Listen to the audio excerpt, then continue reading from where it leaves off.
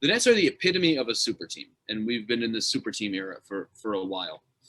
And not everybody is a fan of super teams, including our friend Mr. Charles Barkley, Sir Charles, excuse me. Oh goodness, You also have to bow and curtsy to him when you see him. But Charles Barkley, I believe, was doing press for a charity golf tournament this week. Is that correct, Alex? A celebrity golf tournament, and he was asked about if he's rooting for the Nets here in the playoffs, and this is what he had to say. I'm rooting against those guys. I think you already know that. KD's a great player, and I think he's a great kid. I don't know him that well, but I'm not a fan of super teams. So listen, if they win it, they win it. But I want to perfectly clear, I'm rooting against those guys. I root against all super teams. That's just the way I'm old school.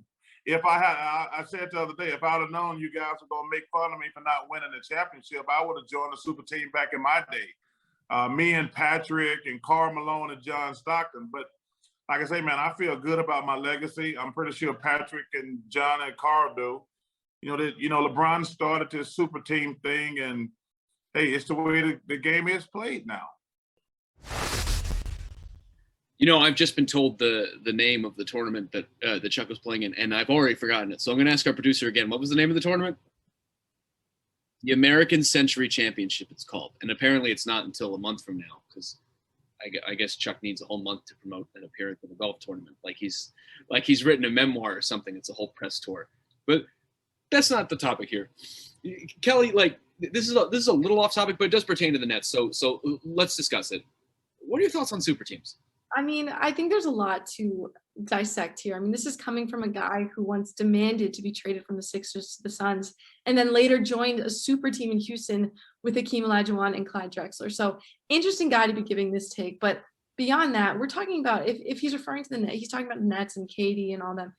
The Nets were never a team worth watching until Durant, Harden, and Irving showed up. This is a Nets team that hasn't won a championship. I mean, they weren't a great team. This isn't a superpower team that's been a dynasty for 20 years. This is the first time in a long time they've been good. And still, the Knicks are getting more attention than the Nets are. And the super team itself, I've always found this concept a little funny to me, because it didn't begin with LeBron taking his talents to South Beach, joining up with Dwayne Wade and Chris Bosh. You can go back to the 70s. You have Bill Russell's Celtics, Clyde Frazier's Knicks, the Lakers and Celtics rivalry that was in the 80s. I had Hall of Famers on both sides. The Chicago Bulls, Michael Jordan, Scottie Pippen, Dennis Rodman. You could argue that that's a super team. So the concept of having good players on an NBA team and coming together and wanting to win a championship, to me, I don't really understand the big deal, the big controversy around it. I mean, if I was playing, I would want to be on a team with the best players too. And there's one thing, I guess you could make the comment about loyalty and not wanting to go and jump ship too soon. But at the end of the day, these players, they want to win. That's why they're in the league. They love basketball and they love winning. So I think these comments were a little out there, a little unnecessary. I don't really agree with them. I think, the Nets did what they had to do to go out and make their best roster they could to go win a championship. And that's what basketball, that's what the NBA is all about at the end of the day. And since when has Charles Barkley been known for making unnecessary comments? Never. Really? He also, I would argue, joined a super team inside the NBA, but that's a whole other story. I also and there's probably a little part of him that's just jealous he never won a championship, or as he would say, a championship. Now, I had to sneak that in. I also think there's a little problem here with, and this happens in every sport. Basketball is, from my observation, been doing this a lot lately, of older guys and former players trying to gatekeep the sport in some way and gatekeep the way it's supposed to be played. And that just doesn't make any sense to me, because how are you going to stop people from playing with the guys they want to play with? I want to play with my friends too. I don't want to play basketball with strangers. I want to play with my friends. That's to me, that's really what this comes down to. But the reason I bring up gatekeeping of a sport is you look at these three superstars on the Brooklyn Nets. You got Kevin Durant, you got Kyrie Irving, you got James Harden. All three of them are examples of some of the strangest superstars the NBA has ever seen. They are unconventional, they are strange, they're hilarious, And to me that is part of this culture that the Brooklyn Nets have assembled since they moved to Brooklyn. What was it, like 10 years ago now? This is something they built specifically in the last couple of years. So they're odd, but it works. So why do people care?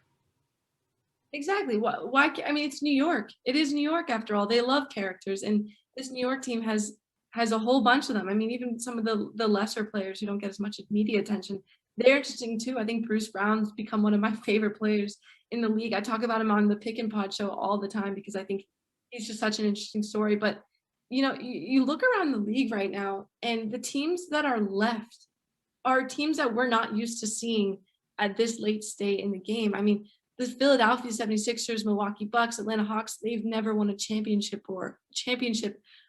And there's something to be said about that. And most of these teams haven't even been in the finals if they have raised a title before. And it's exciting to see. I mean, look at the Western Conference, Utah Jazz, Phoenix Suns, Denver Nuggets. Are you kidding? Like these teams are teams that haven't even been relevant. Like I used to just make fun of the team names for some of these teams, and now they're playing for a title. So I think this has been good for basketball. And you look at the Brooklyn's big three, and yes, these are some of the three biggest players in the game right now, but they're playing a big three in Milwaukee. I mean, Drew Holiday, the Milwaukee made moves to bring in Drew Holiday to join up with Chris Middleton and Giannis there, and maybe their big three isn't as good as Brooklyn's, but I just don't see a big problem in doing what they're doing.